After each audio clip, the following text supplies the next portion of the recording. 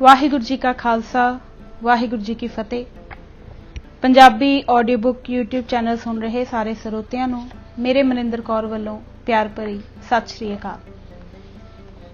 किताब का सिरलेख कत्तक की विसाख, लेखक करम सिंह हिस्टोरीअन। शुरू करते हैं जान पछाण तो। श्रीमान सरदार करम सिंह जी प्रसिद्ध सिख हिस्टोरीअन के नाम तो सिख पंथ का बच्चा जाणू है। संगतां नूं इन्हां दी जाण पछाण कराउण दी उक्की लोड़ नहीं, पर आप दे संखेप जीवन, आप संबंधी प्रसिद्ध विद्वानां दीआं रावां अते आप दी प्रसिद्ध पुस्तक कत्तक की विसाख संबंधी कुछ ना कुछ चानना पाउणा जरूरी है। सरदार करम सिंह जी का जन्म माझे के मशहूर पिंड ਝਬਾਲ विच मार्च सन 1884 ईस्वी नूं होया। आप दे पिता सरदार झंडा सिंह जी रहत बहत विच पक्के गुरबाणी दे रसीए ते प्रेमी सिख सन अते अंग्रेजी फौज विच नौकर सन। सरदार करम सिंह जी का पहला नाम महराज सिंह सी। आप ने संत अतर सिंह जी पासों अमृत छकिया तां आप दा नाम बदलिया गया। आप नूं मुढ़ तो ही विद्या पढ़न ते खोज करन दा बड़ा शौक सी। मिडल तां आपने अपने पिंड ਝਬਾਲ विच ही पास कर लिया सी। फिर तरन तारण विच एंट्रेंस पास करके खालसा कॉलेज विच दाखिल हो गए। इत्थे आप नूं सिख इतिहास की खोज की इतनी लगन लग गई कि आप पढ़ाई विच ही छड्ड के सिख इतिहास का मसाला इकट्ठा करन निकल तुरे। पंजाब दे पिंड पिंड फिर के आपने बिरध सज्जणा पासों सिख राज दे हाल पुछे ते लिख लए। इस कारज विच आप नूं बड़ियां तकलीफां पईयां ते कई वेर अपनी जान नूं भी खतरे विच पाना पिया। पंजाब दा दौरा करके फिर आप बगदाद गए तां जो गुरु नानक साहिब जी दी पश्चिम यात्रा दे हाल इकट्ठे करन। आप कई शहरां नगरां विच फिर के बहुत सारी खोज करके वापस आए। वापस आके सब तो पहली पुस्तक आपने बंदा बहादुर लिखी है। सिख इतिहास विच इतिहासक खोज दे ढंग नाल लिखी हुई यह पहली पुस्तक सी। इस दे मगरों आपने कत्तक की विसाख नामी पुस्तक लिखी। जे आप इस वेले किसी पंथक सभा सुसाइटी वालों सिख इतिहास के काम ते ला ले जांदे तां हुण तक सिख इतिहास संपूर्ण तौर ते लिखिया गया हुंदा, पर आप दी कदर ना पई। आप नूं अपने गुजारे लई कोई कामकार करन दा फिकर लग पिया। पहलां आपने सरगोधे विच सरदार अमर सिंह वासू नाल रल के काम शुरू किया। फिर पटियाले स्टेट हिस्टोरीअन लग गए। पटियाले विच ही आपने चित्र प्रकाशक कंपनी जारी करके सिख इतिहास दीआं तस्वीरां बनवाण, छपवाण ते वेचण दा काम शुरू कर दिता। यह काम भी रड़ पिया सी, पर आप नूं खेतीबाड़ी करन दी मुढ़ तो लगन लगी हुई सी। सो आपने पहलां पतारसी फिर यूपी विच जमीन प्राप्त करके बड़े वड्डे पैमाने ते खेतीबाड़ी शुरू कर दी। खेतीबाड़ी दे झंबेलियां विच पिया होया भी आपने इतिहासक खोज का काम ना छड्डिया। हिंदुस्तान भर दीआं लाइब्रेरियां गाह मारियां। जिथे भी सिख इतिहास संबंधी किसी पुस्तक का पता लगा आप उत्थे पुजे। पुस्तक पढ़ी, खरीद लई जां नकल करवा लई। आप दा इरादा यह सी कि अपने परिवार दे ते अपने गुजारे लई पक्की आमदन का बंदोबस्त करके अटंक होके बेफिक्री नाल इतिहास का काम किया जावे, पर वाहिगुरू नूं यह मंजूर ना सी। लगातार शरीरक ते दिमागी काम ने आप दी अरोगता बिगाड़ दिती सी। आप कुछ बीमार रहन लग पे। अगस्त 1930 नूं आप बुखार नाल सख्त बीमार पै गए। तपदिक भी आप नूं होया सी। मलेरिए विच फिर नमूनिया भी हो गया। आप नूं तरन तारण लिआंदा गया। हर तरह वाह ला के इलाज किया गया, पर कोई पेश ना गई। आखिर 10 सितंबर 1930 ईस्वी नूं आप अकाल चलाना कर गए। आपने कई पुस्तकां लिखियां जिन्हां विचों हेठां लिखियां छपियां हन। बंदा बहादुर, कत्तक की विसाख, हरनाम कौर, सदा कौर, बंदा कौन था, महाराजा आला सिंह, गुरपुरब निर्णय, अमर खालसा अते पंजाबी रीडरां। आप दे कई लिखे हुए खरड़े हाला अणछपे पए हन। फुलवाड़ी विच सिख इतिहास संबंधी आप दे कई लेख निकलते रहे। सब तो प्रसिद्ध ते मशहूर काम आप दा फुलवाड़ी दा सिख इतिहास नंबर प्रकाशित करना है। आपने सिख इतिहासक सोसाइटी भी खड़ी की, पर आप दे चलाना कर जाण करके यह चल ना सकी। सरदार करम सिंह जी विच सच्चे इतिहासकारां वाले गुण सन। ਆਪ ਵਿੱਚ ਜਿੱਥੇ ਖੋਜ ਦਾ ਤੇ ਸੱਚ ਝੂਠ ਨਿਖੇੜਨ ਦਾ ਮਾਦਾ ਸੀ, ਉੱਥੇ ਸੱਚ ਨੂੰ ਪ੍ਰਗਟ ਕਰਨ ਦੀ ਬੇਹੱਦ ਦਲੇਰੀ ਸੀ। ਆਪ ਲੋਕਾਂ ਦੀ ਨਾਰਾਜ਼ਗੀ ਜਾਂ ਪ੍ਰਸੰਨਤਾ ਦੀ ਪਰਵਾਹ ਨਹੀਂ ਕਰਿਆ ਕਰਦੇ ਸਨ। ਆਪ ਨੂੰ ਜੋ ਇਤਿਹਾਸਕ ਗਲਤੀਆਂ ਮਾਲੂਮ ਹੋਣ ਉਹ ਪ੍ਰਗਟ ਕਰਨੋਂ ਰਤਾ ਨਹੀਂ ਝਕਿਆ ਕਰਦੇ ਸਨ। ਆਪ ਦੇ ਚਲਾਣੇ ਮਗਰੋਂ ਆਪ ਸੰਬੰਧੀ ਪੰਥ ਦੇ ਆਗੂਆਂ ਤੇ ਵਿਦਵਾਨਾਂ ਨੇ ਹੇਠਾਂ ਲਿਖੀਆਂ ਰਾਵਾਂ ਪ੍ਰਗਟ ਕੀਤੀਆਂ। ਸਰਦਾਰ ਕਾਹਨ ਸਿੰਘ ਜੀ ਨਾਭਾ। ਸਰਦਾਰ ਕਰਮ ਸਿੰਘ ਜੀ ਦੀ ਥਾਂ ਲੈਣ ਵਾਲਾ ਮੇਰੀ ਨਜ਼ਰ ਵਿੱਚ ਪੰਥ ਵਿੱਚ ਕੋਈ ਸੱਜਣ ਵੀ ਨਹੀਂ ਜੱਚਦਾ। ਭਾਈ ਸਾਹਿਬ ਭਾਈ ਵੀਰ ਸਿੰਘ ਜੀ ਅੰਮ੍ਰਿਤਸਰ। ਸਰਦਾਰ ਕਰਮ ਸਿੰਘ ਜੀ ਨੇ ਸਿੱਖ ਇਤਿਹਾਸ ਨੂੰ ਸੱਚ ਤੇ ਖੜੋ ਕੇ ਹਮਦਰਦੀ ਵਿੱਚ ਰਹਿ ਕੇ ਅਤੇ ਫਿਰ ਅਨਿਆਏ ਤੋਂ ਡਰ ਕੇ ਜੋ ਕੁਝ ਪਾਇਆ ਸੀ ਉਹ ਅਤਿਅੰਤ ਕੀਮਤੀ ਸੀ। ਕਾਸ਼ ਉਸ ਨੂੰ ਉਹ ਆਪਣੇ ਜੀਵਨ ਵਿੱਚ ਸਾਰਾ ਲਿਖ ਜਾਂਦੇ। ਪ੍ਰੋਫੈਸਰ ਜੋਧ ਸਿੰਘ ਜੀ MA। ਮੈਨੂੰ ਇਹ ਕਹਿਣੋਂ ਸੰਗ ਨਹੀਂ ਕਿ ਉਹ ਸਰਦਾਰ ਕਰਮ ਸਿੰਘ ਜੀ ਸਿੱਖਾਂ ਦੇ ਪਹਿਲੇ ਇਤਿਹਾਸਕਾਰ ਸਨ। 30 ਸਾਲ ਉਸੇ ਇਸ਼ਕ ਨਾਲ ਫਿਰ ਕੋਈ ਸਿੱਖ ਇਤਿਹਾਸ ਦੀ ਖੋਜ ਦਾ ਕੰਮ ਕਰੇ ਤਾਂ ਭਾਈ ਕਰਮ ਸਿੰਘ ਜੀ ਦੀ ਪਦਵੀ ਨੂੰ ਪੂਜੇ। Professor Teja Singh ji MA। ਸਰਦਾਰ ਕਰਮ ਸਿੰਘ ਜੀ ਸਿੱਖਾਂ ਵਿੱਚ ਪਹਿਲੇ ਇਤਿਹਾਸਕਾਰ ਹੋਏ ਹਨ ਜਿਨ੍ਹਾਂ ਨੇ ਸਿੱਖ ਇਤਿਹਾਸ ਨੂੰ ਇਤਿਹਾਸ ਦੀ ਸ਼ਕਲ ਵਿੱਚ ਲਿਖਣ ਦਾ ਯਤਨ ਕੀਤਾ ਹੈ। ਜਿਤਨੀ ਖੋਜ ਜਿਤਨੀ ਮਿਹਨਤ ਇਹਨਾਂ ਨੇ ਕੀਤੀ ਹੈ ਅੱਗੇ ਕਿਸੇ ਨਹੀਂ ਕੀਤੀ। ਇਹਨਾਂ ਨੇ ਆਪਣੀ ਸਾਰੀ ਜ਼ਿੰਦਗੀ ਇਸੇ ਕੰਮ ਦੇ ਅਰਪਣ ਕਰ ਦਿੱਤੀ ਸੀ। Mister NS Sandhu MA। Sardar Karam Singh ਹੋਰਾਂ ਵਿੱਚ ਪੂਰਨ ਖੋਜੀਆਂ ਵਾਲੇ ਸਾਰੇ ਗੁਣ ਸਨ। ਆਪ ਦੀ ਹਿੰਮਤ, ਆਪ ਦੀ ਮਿਹਨਤ, ਆਪ ਦਾ ਹੌਸਲਾ ਅਤੇ ਇਤਿਹਾਸ ਦੇ ਖੋਜ ਦੀ ਵਿਚਾਰ ਸ਼ਕਤੀ ਕਿਸੇ ਹੋਰ ਸਿੱਖ ਵਿੱਚ ਮਿਲਣੀ ਮੁਸ਼ਕਲ ਹੈ। ਲਾਲਾ ਧਨੀ ਰਾਮ ਜੀ ਚਾਤਰਕ। ਆਪ ਦਾ ਸਮਾਜਿਕ ਜੀਵਨ ਬੜਾ ਹੀ ਮਿੱਠਾ ਤੇ ਉੱਚਾ ਸੀ। ਆਪ ਅਵਲ ਦਰਜੇ ਦੇ ਹਸਮੁਖੇ, ਸਾਫ਼ ਕਹਿਣ ਵਾਲੇ ਤੇ ਬੇਤਵਸਬ ਸਨ। ਹੱਠ ਆਪ ਵਿੱਚ ਨਾਮ ਮਾਤਰ ਵੀ ਨਹੀਂ ਸੀ। ਸਰਦਾਰ ਗੰਡਾ ਸਿੰਘ ਜੀ ਕੇਵਲ। ਸਰਦਾਰ ਕਰਮ ਸਿੰਘ ਸੱਚਮੁੱਚ ਉਹ ਸੱਚਾ ਤੇ ਸੁੱਚਾ ਬੰਦਾ ਸੀ ਕਿ ਜੋ ਕਰਮ ਉਸ ਦੇ ਦਿਲ ਉਪਜਦਾ ਉਹ ਹੀ ਕਰਮ ਹਰ ਵੇਲੇ ਉਸ ਦੀ ਜ਼ੁਬਾਨ ਤੇ ਹੁੰਦਾ ਤੇ ਉਸੇ ਕਰਮ ਨੂੰ ਕਰਮ ਵਿੱਚ ਲਿਆਉਣ ਲਈ ਕਰਮ ਕਰਦਾ ਸੀ। ਸੱਚਮੁੱਚ ਸਰਦਾਰ ਕਰਮ ਸਿੰਘ ਜੀ ਦੀ ਮੌਤ ਨਾਲ ਸਿੱਖ ਇਤਿਹਾਸ ਦਾ ਇੱਕ ਬਹੁਮੁੱਲਾ ਖਜ਼ਾਨਾ ਲੁੱਟਿਆ ਗਿਆ ਹੈ। ਪ੍ਰੋਫੈਸਰ ਸ਼ੇਰ ਸਿੰਘ ਜੀ ਗਿਆਨੀ MA। ਸਰਦਾਰ ਕਰਮ ਸਿੰਘ ਜੀ ਇਤਿਹਾਸ ਲਈ ਸਾਂਚਾ ਬਣਾ ਗਏ ਹਨ। ਉਹ ਆਪ ਨਮੂਨਾ ਦੇ ਕੇ ਨੀਂਹ ਰੱਖ ਗਏ ਹਨ। ਮੈਂ ਤਾਂ ਇਹ ਕਹਾਂਗਾ ਕਿ ਉਹਨਾਂ ਵੱਲੋਂ ਖੋਜ, ਤਰਤਾਲ, ਨੁਕਤਾਚੀਨੀ ਤੇ ਵਿਚਾਰ ਨੂੰ ਇਤਿਹਾਸ ਵਿੱਚ ਥਾਂ ਦੇਣਾ ਉਹਨਾਂ ਸਿੱਖ ਇਤਿਹਾਸ ਦੇ ਅਸਲ ਅਰਥਾਂ ਵਿੱਚ ਮੋਢੀ ਦੀ ਪਦਵੀ ਦਿੰਦਾ ਹੈ। ਪ੍ਰੋਫੈਸਰ ਗੁਰਮੁਖ ਨਿਹਾਲ ਸਿੰਘ ਜੀ MA। ਸਰਦਾਰ ਕਰਮ ਸਿੰਘ ਜੀ ਨੇ ਆਪਣਾ ਸਾਰਾ ਜੀਵਨ ਹੀ ਪੰਥ ਸੇਵਾ ਵਿੱਚ ਅਰਪਣ ਕਰ ਦਿੱਤਾ ਸੀ ਅਤੇ ਉਹਨਾਂ ਨੇ ਬੜੀ ਮਿਹਨਤਾਂ ਤੇ ਘਾਲਾਂ ਨਾਲ ਥਾਂ-ਥਾਂ ਫਿਰ ਕੇ ਸਿੱਖ ਇਤਿਹਾਸ ਦਾ ਮਸਾਲਾ ਇਕੱਠਾ ਕੀਤਾ। ਸੰਤ ਜਵਾਲਾ ਸਿੰਘ ਜੀ ਪਟਿਆਲਾ। ਮੈਂ ਆਪਣੀ ਸਾਰੀ ਉਮਰ ਦੇ ਇਤਿਹਾਸਕ ਤਜਰਬੇ ਦੇ ਆਧਾਰ ਤੇ ਦਾਅਵਾ ਕਰਦਾ ਹਾਂ ਕਿ ਸਰਦਾਰ ਕਰਮ ਸਿੰਘ ਜੀ ਦਾ ਦਰਜਾ ਸੰਸਾਰ ਦੇ ਅਤੀ ਉੱਚ ਦਰਜੇ ਦੇ ਇਤਿਹਾਸਕਾਰਾਂ ਦੇ ਬਰਾਬਰ ਸੀ। ਬਾਵਾ ਬੁੱਧ ਸਿੰਘ ਜੀ ਇੰਜੀਨੀਅਰ। ਸਰਦਾਰ ਕਰਮ ਸਿੰਘ ਜੀ ਹਿਸਟੋਰੀਅਨ ਨੂੰ ਇਤਿਹਾਸਕ ਖੋਜ ਦੀ ਲਗਨ ਸੀ ਤੇ ਉਹਨਾਂ ਨੇ ਸਾਰੀ ਉਮਰ ਸੱਚੇ ਇਤਿਹਾਸ ਲਈ ਮਸਾਲਾ ਇਕੱਠਾ ਕਰਨ ਵਿੱਚ ਗੁਜ਼ਾਰੀ। ਲਾਲਾ ਰਾਮਰੰਦ ਜੀ ਮਨਚੰਦਾ ਐਡਵੋਕੇਟ। ਸਰਦਾਰ ਕਰਮ ਸਿੰਘ ਜੀ ਹਿਸਟੋਰੀਅਨ ਇੱਕ ਸੱਚਾ ਇਤਿਹਾਸ ਖੋਜੀ ਸੀ। ਸਰਦਾਰ ਸੂਰਤ ਸਿੰਘ ਜੀ ਜੋਗੀ BA BT। ਆਪ ਬੜੇ ਧੀਰਜ ਵਾਲੇ ਤੇ ਡੂੰਘੀ ਸੋਚ ਵਾਲੇ ਸਨ। ਆਪ ਵਿੱਚ ਉਹ ਸਭੋ ਗੁਣ ਸਨ ਜੋ ਕਿ ਇੱਕ ਸੱਚੇ ਇਤਿਹਾਸਕਾਰ ਵਿੱਚ ਹੋਣੇ ਚਾਹੀਦੇ ਹਨ। ਕੱਤਕ ਕੀ ਵਿਸਾਖ। ਇਹ ਪੁਸਤਕ ਆਪ ਨੇ ਬੰਦਾ ਬਹਾਦਰ ਤੋਂ ਮਗਰੋਂ ਲਿਖੀ ਸੀ। ਇਸ ਵਿੱਚ ਆਪ ਨੇ ਨਾ ਕੇਵਲ ਸ੍ਰੀ ਗੁਰੂ ਨਾਨਕ ਸਾਹਿਬ ਜੀ ਦੇ ਜਨਮ ਦੀ ਹੀ ਖੋਜ ਕੀਤੀ ਹੈ ਭਈ ਇਹ ਕੱਤਕ ਵਿੱਚ ਹੋਇਆ ਜਾਂ ਵਿਸਾਖ ਵਿੱਚ, ਬਲਕਿ ਆਪ ਨੇ ਭਾਈ ਬਾਲੇ ਦੀ ਸਾਰੀ ਜਨਮ ਸਾਖੀ ਨੂੰ ਪੜਚੋਲਿਆ ਹੈ ਅਤੇ ਜਨਮ ਸਾਖੀ ਦੀਆਂ ਆਪਣੀਆਂ ਗਵਾਹੀਆਂ ਨਾਲ ਸਾਬਤ ਕੀਤਾ ਹੈ ਕਿ ਇਹ ਬਿਲਕੁਲ ਬਣਾਉਟੀ ਹੈ। ਉਹਨਾਂ ਦਿਨਾਂ ਵਿੱਚ ਲੋਕਾਂ ਦੀ ਭਾਈ ਬਾਲੇ ਦੀ ਜਨਮ ਸਾਖੀ ਉੱਤੇ ਬੜੀ ਸ਼ਰਧਾ ਸੀ। ਗੁਰਦੁਆਰਿਆਂ ਵਿੱਚ ਇਸ ਦੀ ਕਥਾ ਹੋਇਆ ਕਰਦੀ ਸੀ। ਸਰਦਾਰ ਕਰਮ ਸਿੰਘ ਜੀ ਦਾ ਉਸ ਜਨਮ ਸਾਖੀ ਨੂੰ ਬਣਾਉਟੀ ਪ੍ਰਗਟ ਕਰਨਾ ਬੜੀ ਭਾਰੀ ਦਲੇਰੀ ਦਾ ਕੰਮ ਸੀ। ਕੱਤਕ ਕੀ ਵਿਸਾਖ ਨਾਮੀ ਪੁਸਤਕ ਚੀਫ ਖਾਲਸਾ ਦੀਵਾਨ ਨੇ ਪ੍ਰਕਾਸ਼ਿਤ ਕਰਵਾਈ ਸੀ, ਪਰ ਪਤਾ ਨਹੀਂ ਕਿਉਂ ਛੇਤੀ ਹੀ ਉਸ ਦੀ ਵਿਕਰੀ ਬੰਦ ਕਰ ਦਿੱਤੀ ਗਈ।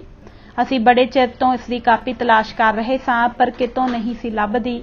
आखिर ਨੂੰ सरदार गुरबख्श सिंह जी बागबानपुरा ने बड़ी किरपा द्वारा अपनी लाइब्रेरी विचों एक कापी सानू दित्ती। यह पुस्तक एडी खोज भरी ते विचार भरी है कि एक वेरा इसनू हर एक खोजी ते हर एक सिख नू जरूर पढ़नी चाहिए है। हो सकता है कि कोई सज्जन सरदार करम सिंह जी की सारी खोज नाल पूरी सहमति ना रखन, पर इस गल तो किसी नू इनकार नहीं होवेगा कि कत्तक की विसाख लिख के सरदार करम सिंह जी ने बड़ी बहुमुल्ली सेवा की है अते खोज विचार करन दी सड़क बना दी है। सानू भरोसा है कि सज्जन जन इस पुस्तक नू पूर्ण विचार नाल पढ़नगे अते लेखक दी घाल ते मेहनत दी कदर पाउणगे। एक ओंकार अकाल सहाय। श्रीमान सरबगुण खान भाई करम सिंह जी जोग फतेह श्री वाहिगुरु जी की परवान होवे। पुस्तक कत्तक की विसाख नाम आप वल्लों मेरे पास पुज्जा। आपने जो राय मंगी सी सो मेरी राय पंथ दी राय दे अंदर ही है। आप दी कोशिश शलाघा दे योग है, परंतु पंथ दे माने होए प्राचीन प्रचलित पुस्तक दा खंडन पंथ विच रोला घचोला पै जाण दा डर है और फायदा लंबा है नहीं।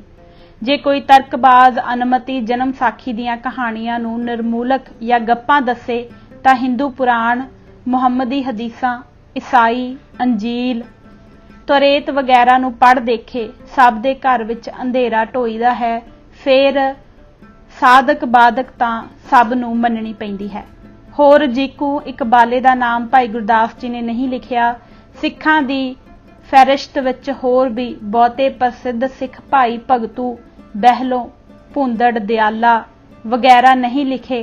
अप्रसिद्ध बहुते लिखे हन, इस करके साफ नहीं लिखिया। छंद विच लघु दीर्घ दीर्घ लघु वरत्या जांदा है। होर जे औलाद वाले ही सिख होए मन्ने जाण तां पंजां प्यारिਆਂ ਦੀ संतान नहीं पर मन्ने जांदे हन होए ठीक हन। जिस पक्ष नूं जिताउणा हुंदा है उस दीयां जुक्तियां प्रमाण बहुत ते निषेधी दे भी बहुत मिलदे हन। मसंद तीसरे गुरु साहिब जी दे वेले भी कायम होए हन।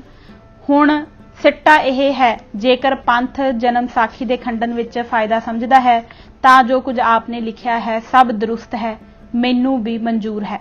आपदा धन्नवादी ज्ञानी ज्ञान सिंह। एक ओंकार सतगुर प्रसाद। कत्तक की विसाख सिख इतिहास साडी घाउल। अजकल रोशनी दे समय हर एक कौम अपने सुधार का जतन कर रही है। मुसलमान, ईसाई अते बुद्ध आदि मतां दे लोग दिन दूनी रात चौनी उन्नति कर रहे हैं, पर एक सिख कौम है जो उन्हां दे नाल नाल नहीं तुर रही। भावें कहा जा सकता है कि वित्तों वध के जतन किया जा रहा है, पर यह भी सच है कि अजे तीक असीं दूजियां कौमां दे नाल नाल तुरन दी समर्था नहीं रखते। होर गल्लां नूं छड्ड के केवल इतिहास नूं ही लै लवो तां पता लग जावेगा कि असीं इस अत लोड़ींदे उद्यम विच ही गुआंढी कौमां नालों किन्ने पिछे हां। यह एक मन्नी परमन्नी गल है कि हर कौम दे इतिहास विच वाधे घाटे मुੱਢ तो ही हुंदे चले आए हैं। इस तरह की अदला बदली करन वालियां दी नीत जां तां यह रही है कि सारे इतिहास नूं समय की दशा दे अनुसार किया जावे अर जां किसी खास प्रयोजन सिद्धि लई उस विच बहुत सारियां मन घड़त गल्लां वाड़ियां जाण।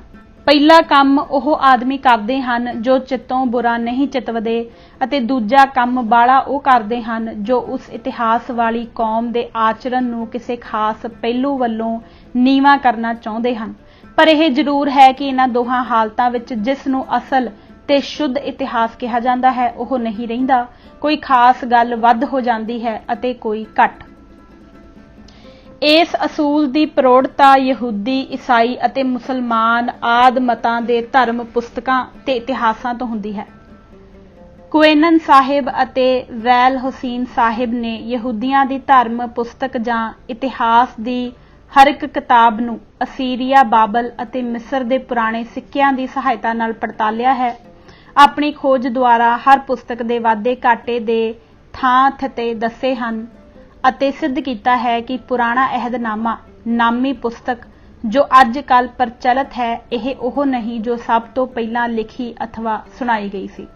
इन्हां दोहां खोजियां दे खोज दा तत्त एक पादरी इस तरह दसदा है। ਇਜ਼ਰਾਈਲ ਦੇ ਇਤਿਹਾਸ ਲਈ ਸਾਡੀਆਂ ਪ੍ਰਮਾਣਿਕ ਪੁਸਤਕਾਂ ਪੁਰਾਣੇ ਅਹਿਦਨਾਮੇ ਦੀਆਂ ਕਿਤਾਬਾਂ ਹੀ ਹਨ। ਸਾਡੇ ਮੰਦਭਾਗਾਂ ਨੂੰ ਕੋਈ ਕਿਤਾਬ ਸਾਡੇ ਤੀਕ ਆਪਣੀ ਪਹਿਲੀ ਸ਼ਕਲ ਵਿੱਚ ਨਹੀਂ ਪਹੁੰਚੀ। ਇਹਨਾਂ ਨੂੰ ਪਹਿਲੇ ਇਤਿਹਾਸਕਾਰਾਂ ਨੇ ਵਧਾ ਘਟਾ ਛੱਡਿਆ ਹੈ ਤੇ ਇਹਨਾਂ ਇਤਿਹਾਸਕਾਰਾਂ ਦਾ ਪ੍ਰਯੋਜਨ ਇਹਨਾਂ ਅਸਲੀ ਗੱਲਾਂ ਨੂੰ ਠੀਕ-ਠੀਕ ਦੱਸਣਾ ਨਹੀਂ ਸੀ, ਜਿਤਨਾ ਕਿ ਉਹਨਾਂ ਉੱਤੇ ਰੰਗ ਚੜਾਉਣਾ ਸੀ, ਤਾਂ ਜੋ ਇਸ ਢੰਗ ਨਾਲ ਖਾਸ ਉਹਨਾਂ ਦੇ ਸਮੇਂ ਦੇ ਆਦਮੀ ਧਾਰਮਿਕ ਸਿੱਖਿਆ ਚੰਗੀ ਲੈ ਸਕਣ।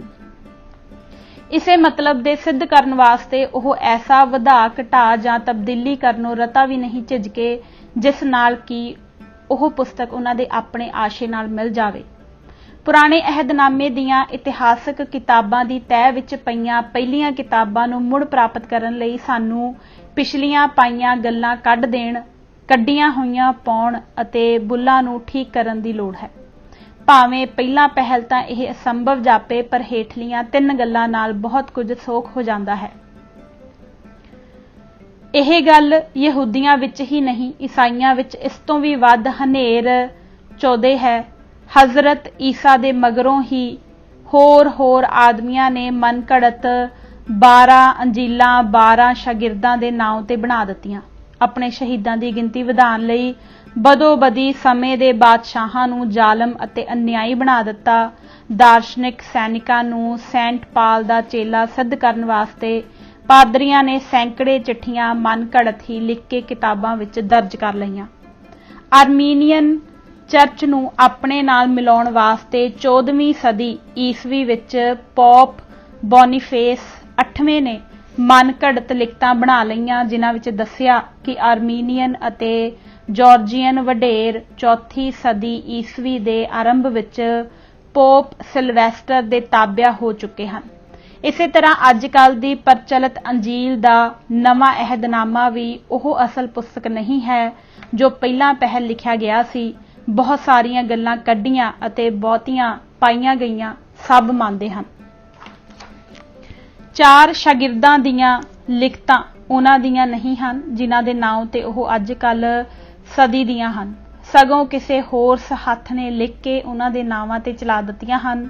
ਇਸ ਮੱਤ ਦੀਆਂ ਕਿਤਾਬਾਂ ਵਿੱਚ ਇਤਨਾ ਰੌਲਾ ਹੈ ਕਿ ਅੱਜ ਕੱਲ੍ਹ ਦੇ ਇੱਕ ਉੱਘੇ ਵਲਾਇਤ ਦੇ ਵੱਡੇ ਪਾਦਰੀ ਦੀ ਸੰਮਤੀ ਮੂਜਬ 5ਵੀਂ ਸਦੀ ਈਸਵੀ ਤੱਕ ਦੀਆਂ ਲਿਖੀਆਂ ਪੁਸਤਕਾਂ ਮਨ ਘੜਤ ਲਿਖਤਾਂ ਨਾਲ ਸਿਰੋਂ ਪੈਰਾਂ ਤੀਕ ਭਰੀਆਂ ਹੋਈਆਂ ਹਨ। ਪਰ ਮੁਸਲਮਾਨ ਕੌਮ ਦੀਆਂ ਕਿਤਾਬਾਂ ਵਿੱਚ ਸਭ ਤੋਂ ਵੱਧ ਕੇ ਹੇਰ-ਫੇਰ ਹੋਇਆ ਹੈ। ਕੌਣ ਨਹੀਂ ਜਾਣਦਾ ਕਿ ਲਖਾਰੀਆਂ ਨੇ ਬੀਬੀ ਆਇਸ਼ਾ ਸੰਬੰਧੀ ਕੀ ਅਨਰਥ ਮਾਰੇ ਹਨ, ਬੀਬੀ ਜ਼ੈਨਬ ਦੇ ਵਿਆਹ ਸੰਬੰਧੀ ਕੀ ਕੁਝ ਲਿਖਿਆ ਹੈ, ਲੋਡੀਆਂ ਦੀ ਗਿਣਤੀ ਕਿਸ ਤਰ੍ਹਾਂ ਵਧਾਈ ਹੈ ਅਤੇ ਮਨ ਘੜਤ ਗੱਲਾਂ ਕਿਸ ਤਰ੍ਹਾਂ ਵਾੜੀਆਂ ਹਨ। ਵਾਕ ਦੀ ਤਾਰੀਖ ਬਾਬਤ ਤਾਂ ਇਹ ਫਤਵਾ ਹੀ ਲੱਗ ਚੁੱਕਾ ਹੈ ਕਿ ਇਸ ਦਾ ਪ੍ਰਮਾਣ ਕਿਧਰੇ ਨਹੀਂ ਮੰਨਿਆ ਜਾਵੇਗਾ, ਹਾਲਾਂਕਿ ਇਹ ਬਹੁਤ ਪੁਰਾਣੀ ਤਾਰੀਖ ਮੁਸਲਮਾਨਾਂ ਦੀ ਹੈ। ਹਮਾਦ ਲਿਖਦਾ ਹੈ ਕਿ ਫਿਰਕਾ ਜ਼ਨਾਦਕੀਆਂ ਨੇ 14,000 ਹਦੀਸਾਂ ਆਪ ਘੜ ਲਈਆਂ ਸਨ। ਵਜ੍ਹਾ ਨੇ ਆਪ ਮੰਨਿਆ ਹੈ ਕਿ 4,000 ਹਦੀਸਾਂ ਮੈਂ ਆਪ ਬਣਾਈਆਂ ਹਨ। ਸੁੰਨੀਆਂ ਨੇ ਸ਼ੀਈਆਂ ਨੂੰ ਨੀਚਾ ਵਿਖਾਉਣ ਲਈ ਇਹਨਾਂ ਦੇ ਇਮਾਮਾਂ ਨੇ ਬੁਰਾ ਲਿਖਿਆ ਅਤੇ ਸ਼ੀਈਆਂ ਨੇ ਸੁੰਨੀਆਂ ਦਾ ਦਿਲ ਦਿਖਾਉਣ ਵਾਸਤੇ ਇਹਨਾਂ ਦੇ ਖਲੀਫਿਆਂ ਦੀ ਗੱਤ ਬਣਾਈ। ਪਰ ਵਾਧੇ ਦੀ ਗੱਲ ਇਹ ਹੈ ਕਿ ਆਪਣੇ ਕਥਨ ਨੂੰ ਪ੍ਰਮਾਣਿਕ ਬਣਾਉਣ ਲਈ ਆਪਣੇ ਆਸ਼ੇ ਨੂੰ ਹਜ਼ਰਤ ਮੁਹੰਮਦ ਜੀ ਦੇ ਮੂੰਹੋਂ ਨਿਕਲਿਆ ਹੋਇਆ ਸਿੱਧ ਕੀਤਾ। ਕਈਆਂ ਨੇ ਹੱਦ ਦਰਜੇ ਦੀ ਸ਼ਰਧਾ ਦੇ ਕਾਰਨ ਨਵੀਆਂ ਗੱਲਾਂ ਆਪਣੇ ਨਬੀ ਕਰੀਮ ਵੱਲ ਲਾਉਣੀਆਂ ਆਰੰਭੀਆਂ ਅਤੇ ਜਿਸ ਤਰ੍ਹਾਂ ਯਹੂਦੀ ਤੇ ਈਸਾਈ ਆਪਣੇ ਆਪਣੇ ਵੱਡਿਆਂ ਦੀਆਂ ਕਲਪਤ ਕਰਾਮਾਤਾਂ ਦੱਸਦੇ ਸਨ, ਮੁਸਲਮਾਨਾਂ ਨੇ ਵੀ ਉਹਨਾਂ ਦੇ ਮੁਕਾਬਲੇ ਤੇ ਉਹ ਅਕਲੋਂ ਪ੍ਰੇਰੀਆਂ ਗੱਲਾਂ ਲਿਖੀਆਂ ਜਿਨ੍ਹਾਂ ਦਾ ਖਾਬ ਖਿਆਲ ਵੀ ਰਸੂਲ ਕਰੀਮ ਦੇ ਸਮੇਂ ਵਿੱਚ ਨਹੀਂ ਸੀ। ਸ਼ੀਈਆਂ ਨੇ ਆਪਣਾ ਨਿਰਭਰ ਅਹਿਲ ਬੈਤ ਉੱਤੇ ਰੱਖਿਆ ਅਤੇ ਉਹਨਾਂ ਦੀ ਉਪਮਾ ਵਿੱਚ ਅਜਿਹੀਆਂ ਅਕਲੋਂ ਪ੍ਰੇਰੀਆਂ ਗੱਲਾਂ ਘੜੀਆਂ ਕਿ ਉਹਨਾਂ ਬਜ਼ੁਰਗਾਂ ਨੂੰ ਆਪਣੇ ਜਿਉਂਦਿਆਂ ਉਹਨਾਂ ਦਾ ਖਿਆਲ ਵੀ ਨਾ ਆਇਆ ਹੋਵੇ। ਇਸੇ ਤਰ੍ਹਾਂ ਸੁੰਨੀਆਂ ਨੇ ਆਪਣੇ ਇਮਾਮਾਂ ਨੂੰ ਭਾਂਤ-ਭਾਂਤ ਦੀਆਂ ਕਰਾਮਾਤਾਂ ਨਾਲ ਲੱਦ ਦਿੱਤਾ ਅਤੇ ਜਿਤਨੀਆਂ ਅਕਲ ਪ੍ਰੇਰੀਆਂ ਗੱਲਾਂ ਇੱਕ ਪੜ੍ਹਿਆ ਆਦਮੀ ਘੜ ਸਕਦਾ ਹੈ, ਸਭ ਘੜੀਆਂ ਔਰ ਉਹਨਾਂ ਦਾ ਸੰਬੰਧ ਅਜਿਹੇ ਬਜ਼ੁਰਗਾਂ ਨਾਲ ਪਾਇਆ ਜਿਹੜੇ ਸੱਚਮੁੱਚ ਹੀ ਬੇਗੁਨਾਹ ਸਨ ਤੇ ਜਿਨ੍ਹਾਂ ਨੂੰ ਅਜਿਹੇ ਕੰਮਾਂ ਨਾਲ ਕੋਈ ਵੀ ਵਾਸਤਾ ਨਹੀਂ ਸੀ। 500 ਵਰ੍ਹਿਆਂ ਪਿੱਛੋਂ ਰੱਬ ਦਾ ਦਰਿਆ ਵਿੱਚੋਂ ਕੱਢਣਾ ਅਤੇ ਅਜ਼ਰਾਈਲ ਦੀ ਧੌਣ ਉੱਤੇ ਥੱਪੜ ਮਾਰ ਕੇ ਰੂਹਾਂ ਦੀ ਥੈਲੀ ਉਸ ਪਾਸੋਂ ਖੋਹ ਲੈਣੀ ਕੁਝ ਘੱਟ ਗੱਲਾਂ ਨਹੀਂ ਸਨ। ਇੱਕ ਕਵੀ ਦਾ ਬੇਲਗਾਮ ਖਿਆਲ ਅਤੇ ਇੱਕ ਚਿੱਤਰਕਾਰ ਦੀ ਆਪਹੁਦਰੀ ਲਿਖਣ ਵੀ ਅਜਿਹੀ ਵਡਿਆਈ ਦੀ ਤਸਵੀਰ ਨਹੀਂ ਖਿੱਚ ਸਕਦੀ। ਅਸਲੀ ਕਰਾਮਾਤ ਦਾ ਖਿਆਲ ਦਿਲਾਂ ਤੋਂ ਕਦੇ ਦਾ ਉੱਡ ਗਿਆ। ਬਸ ਇਹੋ ਹੀ ਕਰਾਮਾਤ ਰਹਿ ਗਈ ਕਿ ਸੂਰਜ ਨੂੰ 1 ਘੰਟੇ ਜਾਂ 3 ਘੰਟਿਆਂ ਤੀਕ ਇਸ ਲਈ ਖੜਾ ਕਰ ਛੱਡਿਆ ਕਿ ਹਜ਼ਰਤ ਅਲੀ ਜੀ ਦੇ ਲੋਡੇ ਵੇਲੇ ਦੀ ਨਮਾਜ਼ ਕਜ਼ਾ ਹੁੰਦੀ ਸੀ। ਜਬਰਾਇਲ ਅਸਮਾਨੋਂ ਇੱਕ ਲਿਖਤ ਲੈ ਕੇ ਉਤਰਿਆ ਅਤੇ ਉਸ ਉੱਤੇ ਹਜ਼ਰਤ ਜੀ ਦੀਆਂ ਮੋਹਰਾਂ ਕਰਵਾਈਆਂ, ਜਿਸ ਦੇ ਅਰਥ ਇਹ ਸਨ ਕਿ ਹਜ਼ਰਤ ਇਮਾਮ ਹੁਸੈਨ ਦਾ ਕਰਬਲਾ ਵਿੱਚ ਸ਼ਹੀਦ ਹੋਣਾ ਸਾਨੂੰ ਮਨਜ਼ੂਰ ਹੈ। ਹਜ਼ਰਤ ਅਲੀ ਜੀ ਨੇ ਇੱਕ ਖੂਹ ਵਿੱਚ ਉਤਰ ਕੇ 100 ਜਾਂ ਕਈ ਹਜ਼ਾਰ ਜਾਂ ਕਈ ਲੱਖ ਜਿਨ੍ਹਾਂ ਨੂੰ ਕਤਲ ਕੀਤਾ। ਕਰਬਲਾ ਦੇ ਮੈਦਾਨ ਵਿੱਚ ਜਿਨ੍ਹਾਂ ਦਾ ਬਾਦਸ਼ਾਹ ਕਈ ਲੱਖ ਲਸ਼ਕਰ ਨਾਲ ਹਜ਼ਰਤ ਇਮਾਮ ਹੁਸੈਨ ਦੀ ਸਹਾਇਤਾ ਲਈ ਹਾਜ਼ਰ ਹੋਇਆ, ਪਰ ਆਪ ਨੇ ਸਹਾਇਤਾ ਮਨਜ਼ੂਰ ਨਾ ਕੀਤੀ। ਦਰਾ ਖੈਬਰ ਨੂੰ ਹਜ਼ਰਤ ਅਲੀ ਨੇ ਆਪਣੇ ਇੱਕ ਹੱਥ ਨਾਲ ਉਠਾ ਲਿਆ। ਅਸਮਾਨੋਂ ਰੋਜ਼ ਖਾਣੇ ਦੇ ਥਾਲ ਭਰੇ ਭਰਾਏ ਉਤਰਦੇ ਸਨ ਆਦਿ। ਇੱਕ ਹੋਰ ਥਾਂ ਆਪ ਹਦੀਸਾਂ ਵਿੱਚ ਪਈ ਹਨੇਰ ਚੌਂਦੇ ਦਾ ਜ਼ਿਕਰ ਕਰਦੇ ਕਰਦੇ ਲਿਖਦੇ ਹਨ ਕਿ ਜੇਕਰ ਇਹਨਾਂ ਹਦੀਸਾਂ ਨੂੰ ਹਜ਼ਰਤ ਮੁਹੰਮਦ ਜੀ ਦੇ ਅੱਗੇ ਪੇਸ਼ ਕਰਨ ਦੀ ਕੋਈ ਸੂਰਤ ਨਿਕਲ ਆਵੇ ਤਾਂ 1000 ਵਿੱਚੋਂ ਵੱਡੇ ਔਖ ਨਾਲ ਇੱਕ ਸਾਖੀ ਸੱਚੀ ਨਿਕਲੇਗੀ। ਇਹ ਕੇਵਲ ਵੰਨਗੀ ਮਾਤਰ ਇੱਕ ਬੰਨੇ ਦਾ ਹਾਲ ਦੱਸਿਆ ਗਿਆ ਹੈ, ਨਹੀਂ ਤਾਂ ਜੋ ਅਨਰਥ ਉਤਲੀਆਂ ਕੌਮਾਂ ਦੇ ਇਤਿਹਾਸ ਆਦਿ ਪੁਸਤਕਾਂ ਵਿੱਚ ਹੋਏ ਹਨ ਉਹ ਪੁਸਤਕਾਂ ਦੇ ਪੜ੍ਹਨ ਵਾਲੇ ਨੂੰ ਹੀ ਮਾਲੂਮ ਹੋ ਸਕਦੇ ਹਨ। ਇਤਨੇ ਸਾਰੇ ਲੇਖ ਦਾ ਮਤਲਬ ਇਹ ਸੀ ਕਿ ਜਿਹੜੀਆਂ ਕੌਮਾਂ ਮੁੱਢ ਤੋਂ ਹੀ ਆਪਣੇ ਸਮਾਚਾਰ ਆਪ ਲਿਖਦੀਆਂ ਆਈਆਂ ਹਨ, ਜਦ ਉਹਨਾਂ ਦੀਆਂ ਤਾਰੀਖਾਂ ਅਤੇ ਪੁਸਤਕਾਂ ਦਾ ਇਹ ਹਾਲ ਹੈ ਤਾਂ ਆਪ ਸੋਚੋ ਕਿ ਸਾਡਾ ਕੀ ਹਾਲ ਹੋਵੇਗਾ ਜਿਨ੍ਹਾਂ ਨੂੰ ਇਤਿਹਾਸ ਦੀ ਕਦਰ ਹੀ ਨਹੀਂ ਹੈ। ਇਹ ਤਾਂ ਜ਼ਰੂਰ ਹੈ ਕਿ ਜਿਸ ਤਰ੍ਹਾਂ ਹੋਰਨਾਂ ਕੌਮਾਂ ਦੇ ਇਤਿਹਾਸ ਆਦਿ ਪੁਸਤਕਾਂ ਵਿੱਚ ਵਾਧੇ ਘਾਟੇ ਹੁੰਦੇ ਆਏ ਹਨ, ਇਸੇ ਤਰ੍ਹਾਂ ਸਾਡੇ ਵਿੱਚ ਵੀ ਹੋਏ ਹੋਣਗੇ, ਪਰ ਘਾਟੇਵੰਦੀ ਗੱਲ ਇਹ ਹੈ ਕਿ ਹੋਰ ਕੌਮਾਂ ਨੇ ਤਾਂ ਯਤਨ ਕਰਕੇ ਵਾਧੇ ਘਾਟੇ ਲੱਭ ਕੇ ਆਪੋ ਆਪਣੇ ਇਤਿਹਾਸ ਸੋਧ ਲਏ ਤੇ ਇਸ ਵੇਲੇ ਸੱਚਾਈ ਦੇ ਨੇੜੇ ਨੇੜੇ ਜਾਪਦੇ ਹਨ, ਪਰ ਇੱਕ ਸਿੱਖ ਕੌਮ ਹੈ ਜੋ ਜਾਣਦੀ ਹੈ ਕਿ ਵਾਧੇ ਘਾਟੇ ਸਾਡੀਆਂ ਪੁਸਤਕਾਂ ਵਿੱਚ ਵੀ ਕੀਤੇ ਗਏ ਹਨ, ਪਰ ਯਤਨ ਨਹੀਂ ਕਰਦੀ ਕਿ ਉਹਨਾਂ ਪੁਸਤਕਾਂ ਦੀ ਪੜਤਾਲ ਕੀਤੀ ਜਾਵੇ। ਇਤਿਹਾਸ ਵਿੱਚ ਮਨ ਭਾਉਂਦੀਆਂ ਗੱਪਾਂ ਮਾਰੀਆਂ ਗਈਆਂ ਹਨ ਅਤੇ ਆਏ ਦਿਨ ਅਜਿਹੀਆਂ ਸਾਖੀਆਂ ਦੇ ਆਸਰੇ ਅਨਮਤੀ ਲੋਕ ਪੰਥ ਉੱਤੇ ਹਮਲੇ ਕਰਦੇ ਹਨ, ਪਰ ਪੰਥ ਨੇ ਉਹ ਸਹਿਣਸ਼ੀਲਤਾ ਧਾਰਨ ਕੀਤੀ ਜਾਪਦੀ ਹੈ ਕਿ ਇਸ ਤਰ੍ਹਾਂ ਦੀਆਂ ਗੱਲਾਂ ਵੇਖ ਕੇ ਪੁਸਤਕਾਂ ਦੀ ਪੜਤਾਲ ਕਰਨੀ ਤਾਂ ਕਿਤੇ ਰਹੀ, ਪੜਤਾਲ ਦਾ ਖਿਆਲ ਵੀ ਦਿਲ ਵਿੱਚ ਨਹੀਂ ਲਿਆਉਂਦਾ। ਪੰਥ ਦੇ ਸਾਰੇ ਇਤਿਹਾਸ ਨੂੰ ਛੱਡ ਕੇ ਕੇਵਲ ਸ੍ਰੀ ਗੁਰੂ ਸਾਹਿਬਾਂ ਦਾ ਇਤਿਹਾਸ ਹੀ ਲਵੋ। ਇਹਨਾਂ ਸਾਰੇ ਸਮਾਚਾਰਾਂ ਨੂੰ ਵੀ ਛੱਡਦੇ ਹੋਏ ਹੋਰ ਨੇੜੇ ਆ ਕੇ ਸ੍ਰੀ ਗੁਰੂ ਨਾਨਕ ਦੇਵ ਜੀ ਦੇ ਅਵਤਾਰ ਧਾਰਨ ਦਾ ਸਮਾਂ ਹੀ ਵਿਚਾਰੋ। ਕਿਤਨੀ ਕੁ ਹੈਰਾਨਗੀ ਦੀ ਗੱਲ ਹੈ ਕਿ ਸਾਨੂੰ ਉਹ ਵੇਲਾ ਸਪਸ਼ਟ ਅਤੇ ਸਹੀ ਤੌਰ ਤੇ ਮਾਲੂਮ ਨਹੀਂ ਜਿਸ ਸ਼ੁਭ ਵੇਲੇ ਅਤੇ ਖਿਣ ਵਿੱਚ ਕਲਯੁਗ ਦਾ ਰਾਜ ਬਦਲ ਕੇ ਸਤਯੁਗ ਦਾ ਪਹਿਰਾ ਹੋ ਗਿਆ, ਜਿਸ ਵੇਲੇ ਸਤਨਾਮ ਦੇ ਮੰਤਰ ਅੱਗੇ ਕੂੜੇ ਨਾਉ ਛਿਪ ਗਏ, ਜਿਸ ਵੇਲੇ ਬਨੌਟੀ ਧਰਮ ਦੀ ਜੜ ਉਖੜੀ ਅਤੇ ਖਾਲਸਾ ਧਰਮ ਦਾ ਬੀਅ ਪੈ ਗਿਆ, ਜਿਸ ਵੇਲੇ ਹਉਮੈ ਅਤੇ ਹੰਕਾਰ ਮਾਰਗ ਹਟ ਕੇ ਨਿਮਰਤਾ ਅਤੇ ਭਗਤੀ ਮਾਰਗ ਚੱਲਿਆ, ਜਿਸ ਵੇਲੇ ਸ਼ਰਾਕਤ ਟੁੱਟ ਕੇ ਏਕਤਾ ਸਥਾਪਨਾ ਹੋਈ, ਜਿਸ ਘੜੀ ਕਰੋੜਾਂ ਪਦਮਾ ਜੀਆਂ ਦੇ ਉਧਾਰ ਦਾ ਨਸੀਬਾ ਜਾਗਿਆ, ਜਿਸ ਵੇਲੇ ਅਗਿਆਨਤਾ ਦੀ ਧੁੰਦ ਮਿਟੀ ਅਤੇ ਸੱਤ ਧਰਮ ਤੇ ਗਿਆਨ ਦਾ ਚਾਨਣ ਹੋਇਆ। ਕਿੱਡੇ ਹਨੇਰ ਦੀ ਗੱਲ ਹੈ ਕਿ ਚੰਗੇ ਚੰਗੇ ਵਿਦਵਾਨ ਅਤੇ ਪਾਠਕ ਹੋ ਗੁਜ਼ਰੇ, ਮਗਰ ਕਿਸੇ ਵੀ ਉਸ ਸ਼ੁਭ ਵੇਲੇ ਦਾ ਪਤਾ ਨਾ ਲਾਇਆ। ਕਈ ਮਹਾਰਾਜੇ, ਬਾਦਸ਼ਾਹ ਅਤੇ ਰਾਜੇ ਹੋ ਗੁਜ਼ਰੇ, ਪਰ ਕਿਸੇ ਉਸ ਪਲ ਦਾ ਪਤਾ ਨਾ ਕਢਾਇਆ। ਸ਼ੌਕ ਹੈ ਕਿ ਅਜੇ ਤੀਕ ਵੀ ਇੱਧਰ ਧਿਆਨ ਨਹੀਂ ਦਿੱਤਾ ਗਿਆ। ਕੋਈ ਕਹਿ ਰਿਹਾ ਹੈ ਕਿ ਵਿਸਾਖ ਸੁਦੀ 3 ਨੂੰ ਮਿਟੀ ਧੁੰਦ ਜਗ ਚਾਨਣ ਹੋਆ ਅਤੇ ਕੋਈ ਆਖਦਾ ਹੈ ਕਿ ਕੱਤਕ ਪੂਰਨਮਾਸ਼ੀ ਨੂੰ ਕਲ ਤਾਰਨ ਗੁਰੂ ਨਾਨਕ ਆਇਆ, ਪਰ ਅਜੇ ਤੀਕ ਇਹ ਫੈਸਲਾ ਨਹੀਂ ਹੋਇਆ ਕਿ ਠੀਕ ਦਿਨ ਕਿਹੜਾ ਹੈ। ਭਾਈ ਮਨੀ ਸਿੰਘ ਜੀ ਵਿਸਾਖ ਸੁਦੀ 3 ਕਹਿੰਦੇ ਹਨ। ਹੋਰ 10-12 ਪੁਰਾਣੀਆਂ ਜਨਮ ਸਾਖੀਆਂ ਹਨ, ਉਹ ਵੀ ਵਿਸਾਖ ਸੁਦੀ 3 ਹੀ ਦੱਸਦੀਆਂ ਹਨ। ਭਾਈ ਬਾਲੇ ਵਾਲੀ ਜਨਮ ਸਾਖੀ ਅਨੁਸਾਰ ਉਹ ਸ਼ੁਭ ਦਿਨ ਕੱਤਕ ਪੂਰਨਮਾਸ਼ੀ ਦਾ ਹੈ। ਅੱਜ ਕੱਲ੍ਹ ਦੀਆਂ ਬਾਣੀਆਂ ਹੋਰ ਕਈ ਸਾਖੀਆਂ ਵੀ ਕੱਤਕ ਪੂਰਨਮਾਸ਼ੀ ਦੱਸਦੀਆਂ ਹਨ। ਇਸ ਤਰ੍ਹਾਂ ਗੜਬੜ ਤਾਂ ਬਹੁਤ ਹੈ, ਪਰ ਫੈਸਲਾ ਕੋਈ ਨਹੀਂ। ਇਸ ਰੌਲੇ ਨੂੰ ਮਿਟਾਉਣ ਵਾਸਤੇ ਪਹਿਲਾ ਪਹਿਲ ਯਤਨ ਸ੍ਰੀ ਗੁਰੂ ਸਿੰਘ ਸਭਾ ਅੰਮ੍ਰਿਤਸਰ ਨੇ ਕੀਤਾ ਸੀ, ਜਿਸ ਦੇ ਸਥਾਪਨ ਹੋਣ ਦਾ ਮੁੱਖ ਪ੍ਰਯੋਜਨ ਹੀ ਸਿੱਖ ਇਤਿਹਾਸ ਨੂੰ ਠੀਕ ਕਰਨਾ ਸੀ। पर शौक नाल लिखना पैंदा है कि जो फैसला किया गया वो उस वेले तां युक्तिपूरत ਅਤੇ इंसाफ वाला होवेगा, पर अजकल उसनूं पढ़िया हासा आउंदा है कि अजिहे जरूरी सवाल नूं किस तरह धक्के ਅਤੇ बेपरवाही नाल तोड़ के बन्ने किया गया।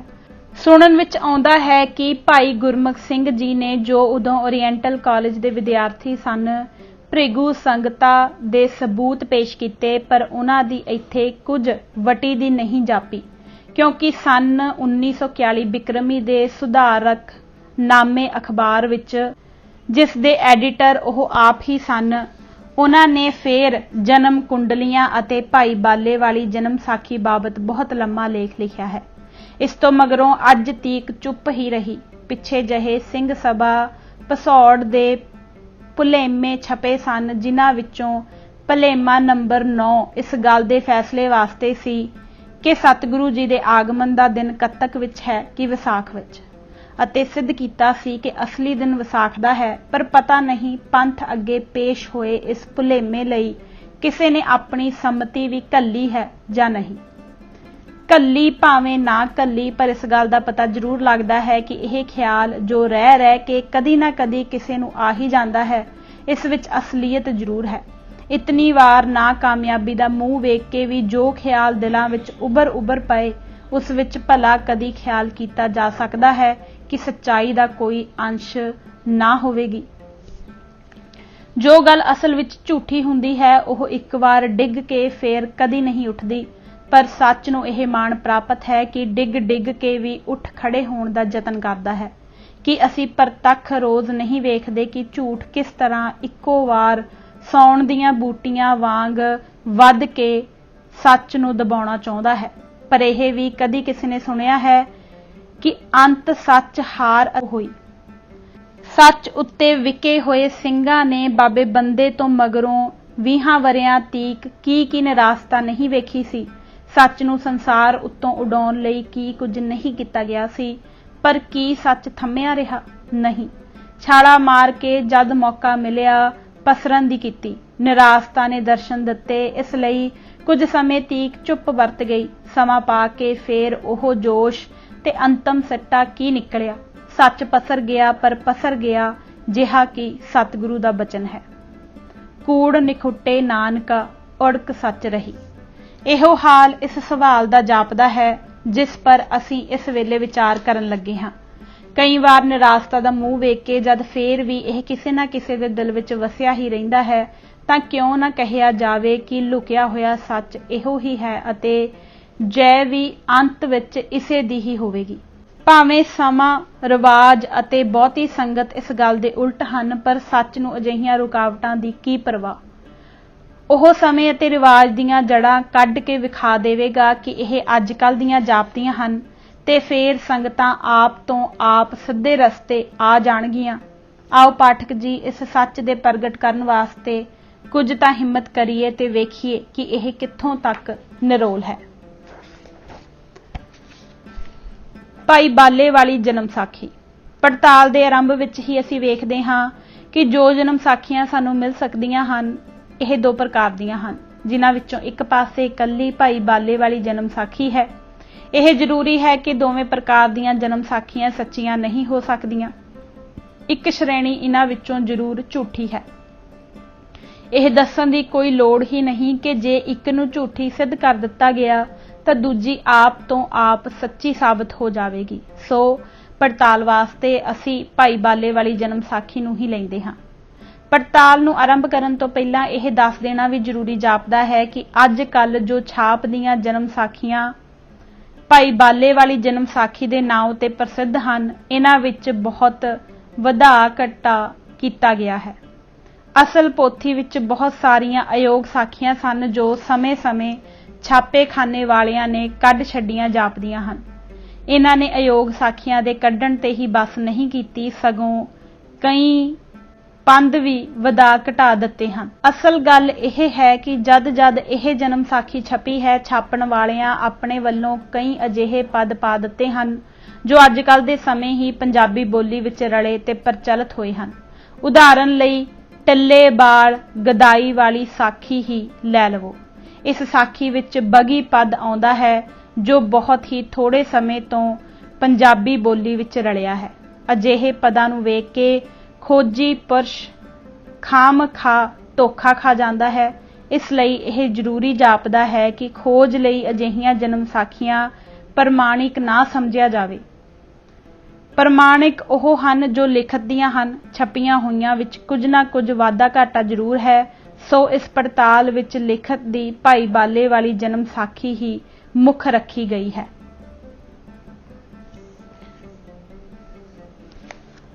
ਇਸ ਜਨਮ ਸਾਖੀ ਦੇ ਪਹਿਲੇ ਪੰਨੇ ਤੋਂ ਹੀ ਪਤਾ ਲੱਗ ਜਾਂਦਾ ਹੈ ਕਿ ਇਸ ਨੂੰ ਲਿਖਿਆ ਭਾਈ ਪੈੜੇ ਮੌਖੇ ਨੇ, ਲਿਖਵਾਇਆ ਭਾਈ ਬਾਲੇ ਨੇ ਅਤੇ ਨਾਲੋਂ ਨਾਲ ਸੁਣਦੇ ਗਏ ਸ੍ਰੀ ਗੁਰੂ ਅੰਗਦ ਸਾਹਿਬ ਜੀ।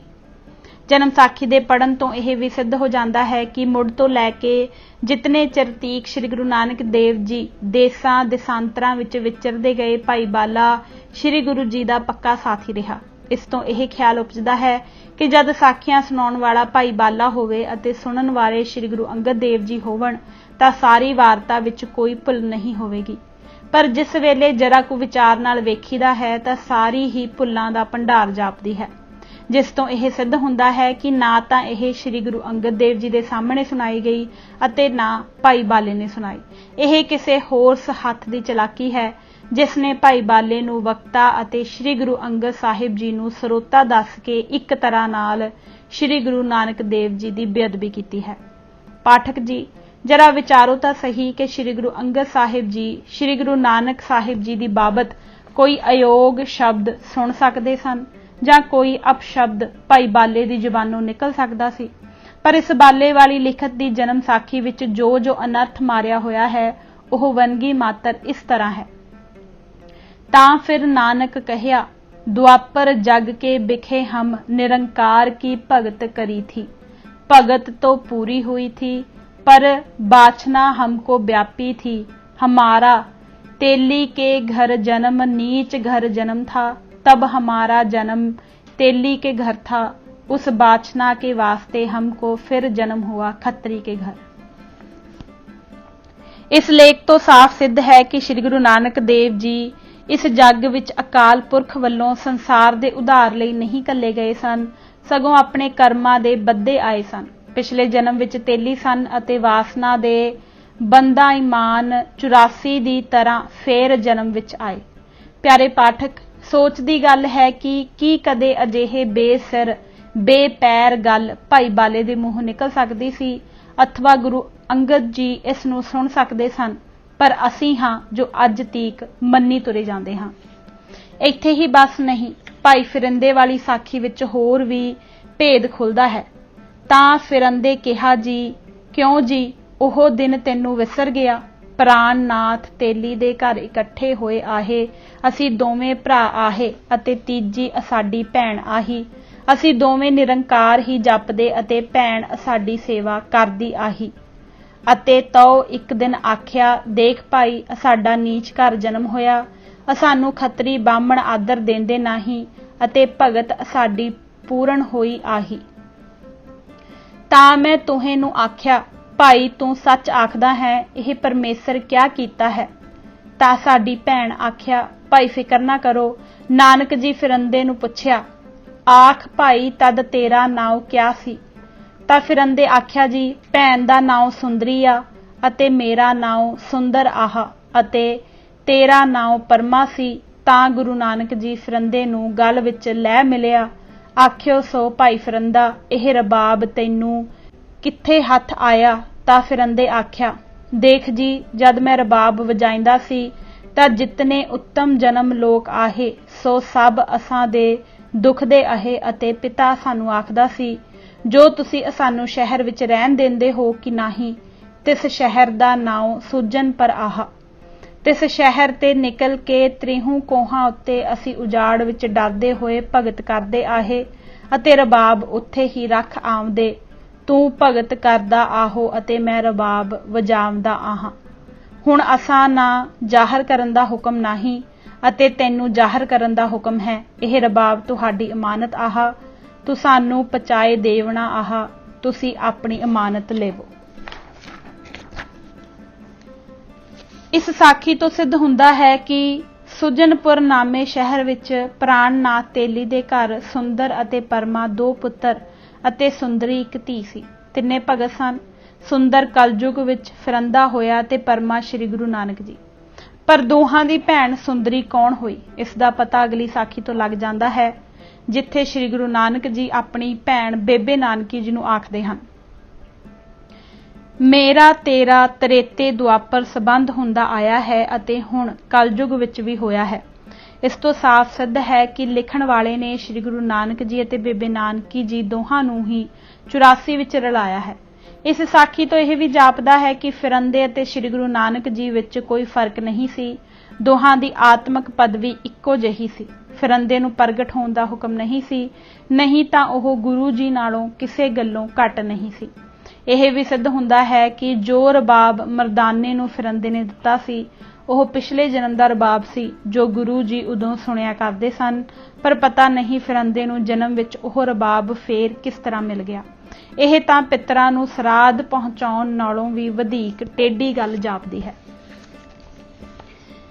ਇੱਥੇ ਹੀ ਬਸ ਨਹੀਂ, ਲਿਖਣ ਵਾਲਾ ਝੰਡੇ ਬਾਡੀ ਦੀ ਸਾਖੀ ਵਿੱਚ ਇੱਕ ਹੋਰ ਸਾਖੀ ਵਿੱਚ ਇੱਕ ਅਨਰਥ ਤੋਲਦਾ ਹੈ। ਤਾਂ ਇੰਦਰ ਸੈਣ ਅਤੇ ਝੰਡਾ ਬਾਡੀ ਹਿੱਕ ਪਹਿਰ ਰਾਤ ਗਈ, ਤਾਂ ਦੋਹਾਂ ਆਏ ਗੁਰੂ ਨਾਨਕ ਨੂੰ ਕਰਤਾਰ ਕਰਤਾਰ ਆਏ ਆਖਿਆ। ਤਾਂ ਗੁਰੂ ਨਾਨਕ ਜੀ ਹੱਜ ਕਰ ਆਖਿਆ, ਆਓ ਭਾਈ ਸਤ ਕਰਤਾਰ, ਆਓ ਪੁਰਾਤਨ ਯਾਰ। ਤਾਂ ਝੰਡੇ ਕਿਹਾ, ਜੀ ਤੂੰ ਅਸਾਂ ਨੂੰ ਹੁਣ ਮਿਲਿਆ ਹੈ ਅਤੇ ਅਸੀਂ ਕਦ ਦੇ ਪੁਰਾਤਨ ਯਾਰ ਆਹੇ। ਤਾਂ ਗੁਰੂ ਨਾਨਕ ਜੀ ਆਖਿਆ, ਪੁੱਛ ਅੰਦਰ ਸੈਣ ਨੂੰ। ਤਾਂ ਝੰਡੇ ਇੰਦਰ ਸੈਣ ਨੂੰ ਆਖਿਆ, ਕਿਉਂ ਜੀ ਸਾਧ ਕਿਆ ਆਖਦਾ ਹੈ। ਤਾਂ ਇੰਦਰ ਸੈਣ ਕਹਿਆ, ਜੀ ਮੈਂ ਕੁਛ ਨਹੀਂ ਜਾਣਦਾ। ਤਾਂ ਗੁਰੂ ਨਾਨਕ ਜੀ ਕਹਿਆ, ਸੁਣ ਭਾਈ ਇੰਦਰ ਸੈਣ, ਇਸ ਝੰਡੇ ਨੂੰ ਤਾਂ ਖਬਰ ਕਾਈ ਨਹੀਂ, ਪਰ ਤੂੰ ਤਾਂ ਖਬਰਦਾਰ ਹੈ, ਤੈਨੂੰ ਆਪਣੀ ਖਬਰ ਹੈ। ਤਾਂ ਇੰਦਰ ਸੈਣ ਮਚਲੇ ਹੋਏ ਕੇ ਆਖਿਆ, ਜੀ ਮੈਂ ਨਹੀਂ ਜਾਣਦਾ, ਤੁਸੀਂ ਕਿਹੀ ਮਾਲੂਮੀ ਕਰਦੇ ਹੋ। ਤਾਂ ਫੇਰ ਗੁਰੂ ਨਾਨਕ ਜੀ ਕਹਿਆ, ਭਾਈ ਇੰਦਰ ਸੈਣ ਉਹ ਦਿਨ ਯਾਦ ਕਰ ਜੋ ਰਾਜੇ ਜਨਕ ਹਸਨੀ ਬਾਬਤ ਸਾਂਗ ਉਠਾਇਆ ਆਹਾ। ਅਖਿਓਸ ਜੋ ਹਸਨੀ ਮੇਰੀ ਹੈ ਅਤੇ ਹਸਨੀ ਹੰਸ ਦੀ ਆਹੀ। ਸਾਨੂੰ ਕਰਤਾਰ ਨੇ ਪੌਦ ਲਾਇਆ, ਅਸਾਂ ਝੂਠੀ ਸ਼ਾਦੀ ਭਰੀ। ਅਸੀਂ ਰਾਜੇ ਦੇ ਬਹੁਤ ਨਜ਼ਦੀਕੀ ਰਹਿੰਦੇ ਆਹੇ। ਅਸਾਂ ਜਾਤਾਂ ਜੋ ਸਾਡਾ ਗੁਰੂ ਹੈ ਅਤੇ ਪੂਰਨ ਪੁਰਖ ਹੈ, ਸਾਨੂੰ ਕਿਹਾ ਡਰ ਹੈ। ਅਤੇ ਰਾਜੇ ਛਲ ਕੀਤਾ ਆਹਾ, ਨਹੀਂ ਤਾਂ ਰਾਜੇ ਹੰਸਨੀ ਕਿਆ ਕਰਨੀ ਆਹੀ। ਪਰ ਸਾਨੂੰ ਕਰਤੇ ਭੁਲਾਵਣਾ ਆਹਾ, ਅਸੀਂ ਕਿਆ ਕਰੀਏ। ਤਦ ਸਾਨੂੰ ਰਾਜੇ ਮੂੰਹ ਥੀ ਕਹਿਆ ਕਿ ਫੇਰ ਤੁਸਾਨੂੰ ਜਨਮ ਹੈ। ਤਾਂ ਤੁਸੀਂ ਅਤੇ ਅਸੀਂ ਇਕੱਠੇ ਰਹਿੰਦੇ ਆਹੇ। ਤਾਂ ਤੁਸਾਂ ਕਹਿਆ, ਜੋ ਭਾਈ ਜੀ ਕਿਆ ਜਾਪੇ ਇੱਥੋਂ ਦੇ ਵਿਛੜੇ ਕਿੱਥੇ ਜਾਏ ਪਵਹਿੰਗੇ। ਫੇਰ ਤੇਰਾ ਤੇ ਸਾਡਾ ਮੇਲ ਹੋਵੇਗਾ ਕਿ ਨਾ ਹੋਵੇਗਾ।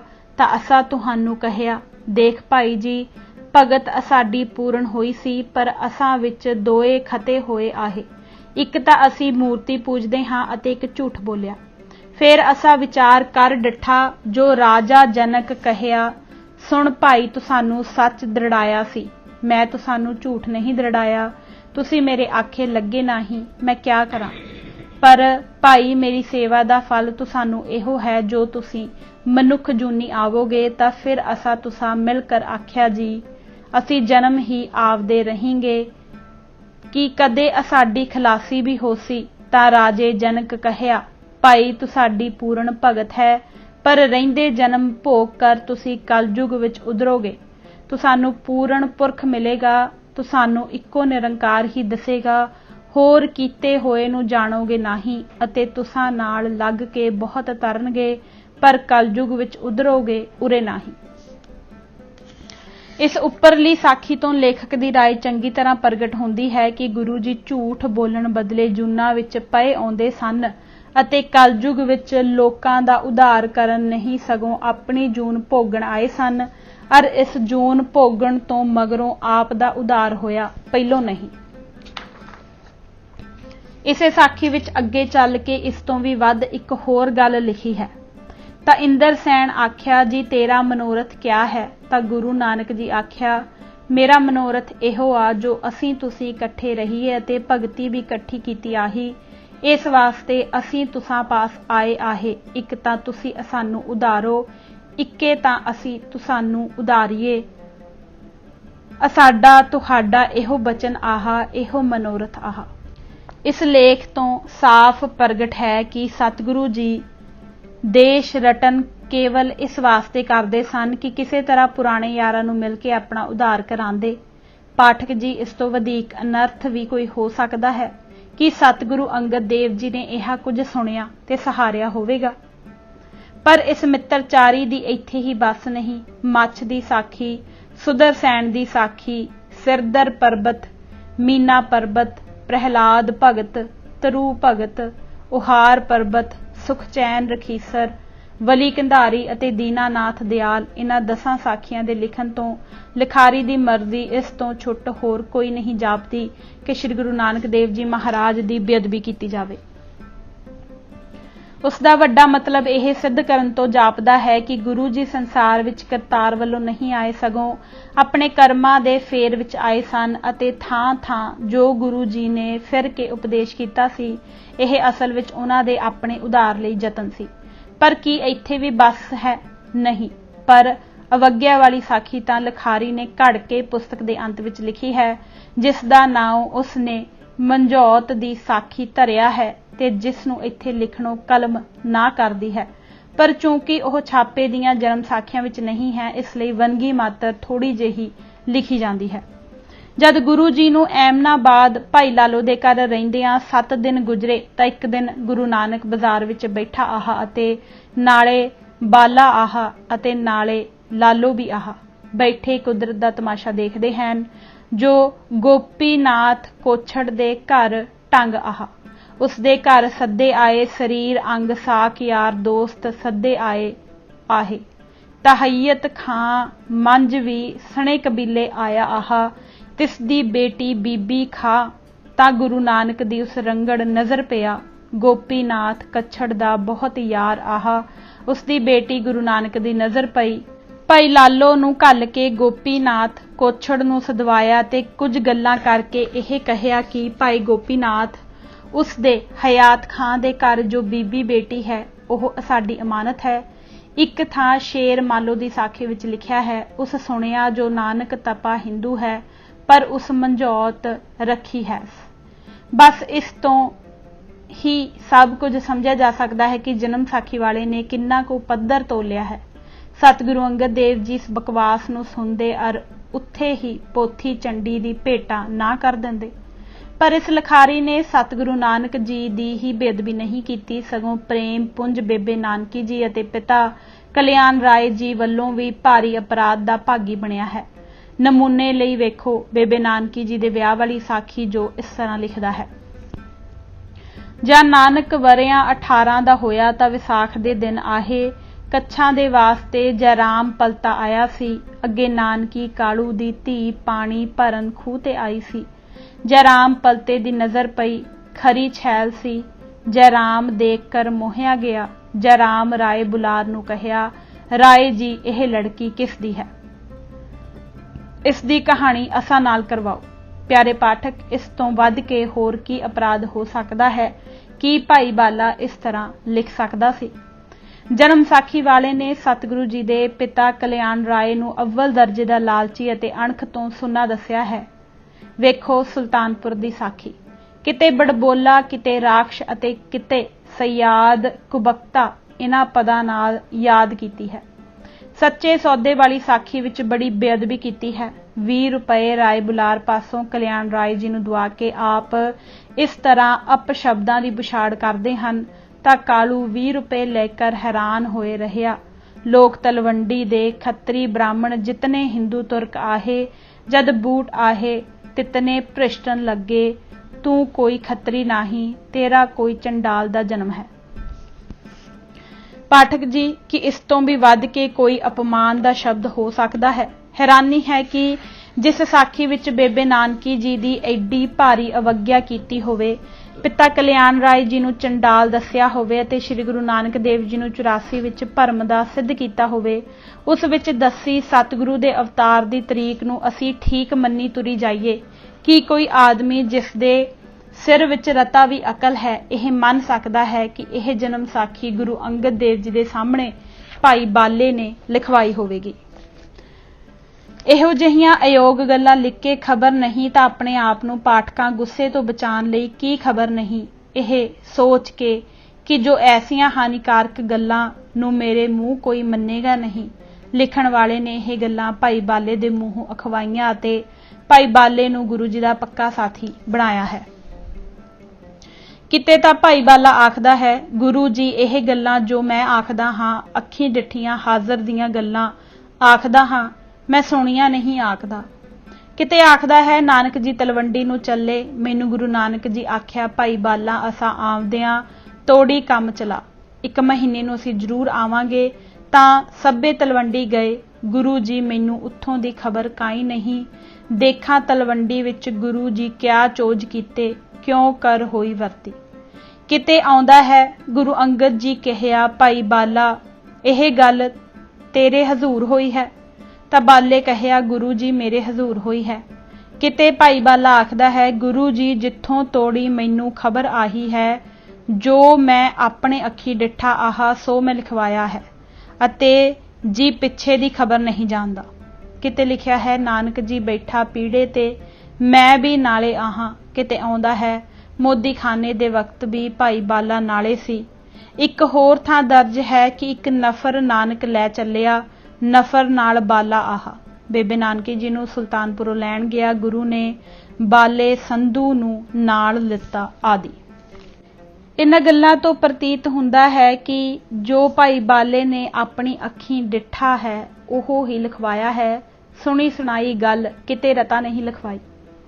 ਇੱਥੋਂ ਤੀਕ ਕਿ ਜਦੋਂ ਗੁਰੂ ਜੀ 1 ਮਹੀਨੇ ਵਾਸਤੇ ਤਲਵੰਡੀ ਜਾਂਦੇ ਅਤੇ ਭਾਈ ਬਾਲੇ ਨੂੰ ਸੁਲਤਾਨਪੁਰ ਛੱਡਦੇ ਹਨ ਤਾਂ ਭਾਈ ਬਾਲਾ ਉਸ ਮਹੀਨੇ ਦਾ ਹਾਲ ਨਹੀਂ ਦੱਸ ਸਕਦਾ।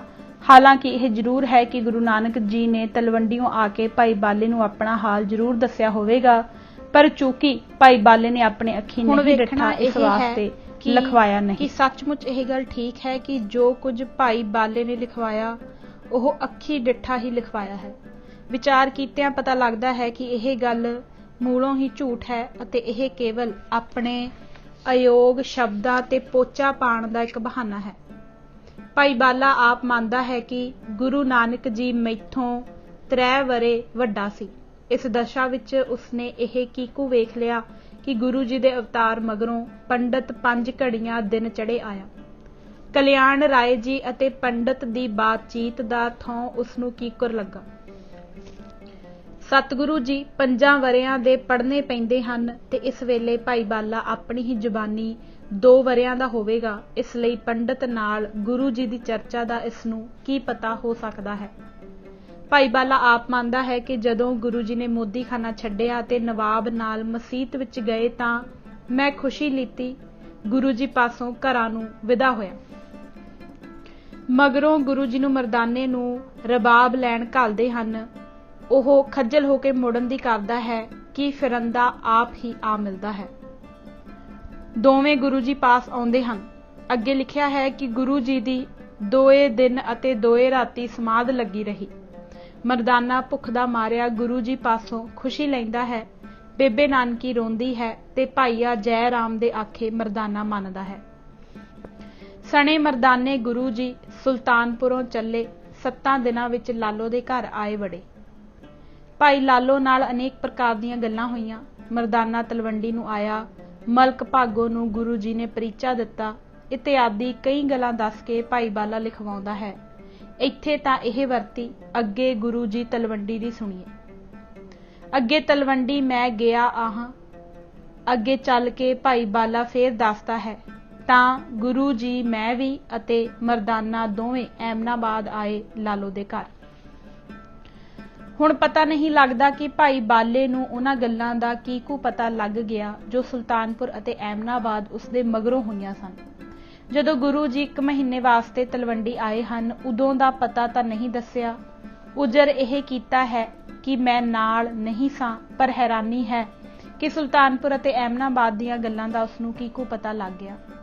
ਸਿੱਧ ਮੰਡਲੀ ਦੀਆਂ ਗੁਪਤ ਸਲਾਹਾਂ, ਸੱਦਾ ਨਾਲ ਮੰਗਲਨਾਥ ਦੀ ਚਰਚਾ, ਕਲਿਆਣ ਦੀਆਂ ਆਪਣੇ ਗੁਰੂ ਨਾਲ ਗੱਲਾਂ, ਕਈ ਅਜਿਹੇ ਮਾਮਲੇ ਹਨ ਜੋ ਭਾਈ ਬਾਲੇ ਨੇ ਨਾ ਆਪਣੀ ਕੰਨੀ ਸੁਣੇ ਅਤੇ ਨਾ ਆਪਣੀ ਅੱਖੀ ਵੇਖੇ ਹਨ, ਪਰ ਲਿਖ ਜ਼ਰੂਰ ਦਿੱਤੇ ਹਨ।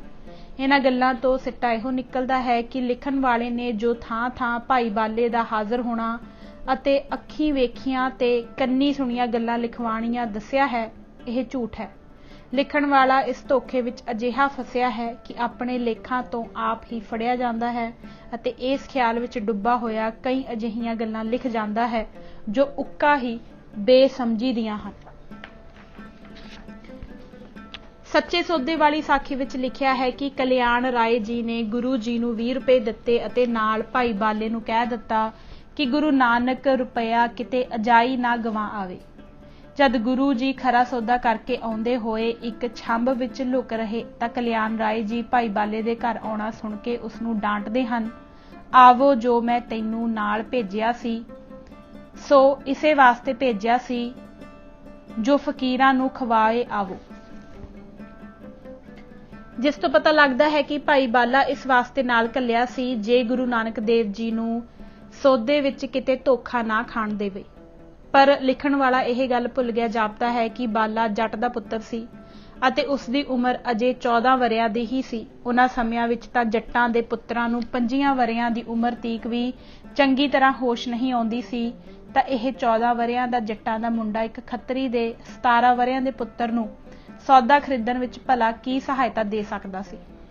ਪ੍ਰਤੀਤ ਇਹ ਹੁੰਦਾ ਹੈ ਕਿ ਜਨਮ ਸਾਖੀ ਲਿਖਣ ਵਾਲਾ ਭਾਈ ਬਾਲੇ ਨੂੰ ਸਤਿਗੁਰੂ ਜੀ ਦਾ ਪੱਕਾ ਸਾਥੀ ਬਣਾਉਣ ਦੀ ਧੁਨ ਵਿੱਚ ਐਡੀ ਭਾਰੀ ਭੁੱਲ ਨੂੰ ਵੀ ਸਮਝ ਨਹੀਂ ਸਕਿਆ ਤੇ ਲੋਕਾਂ ਨੂੰ ਧੋਖਾ ਦੇਣ ਦਾ ਯਤਨ ਕਰਦਾ ਹੋਇਆ ਸ਼ੱਕ ਹੈ ਕਿ ਆਪ ਹੀ ਧੋਖਾ ਖਾ ਗਿਆ।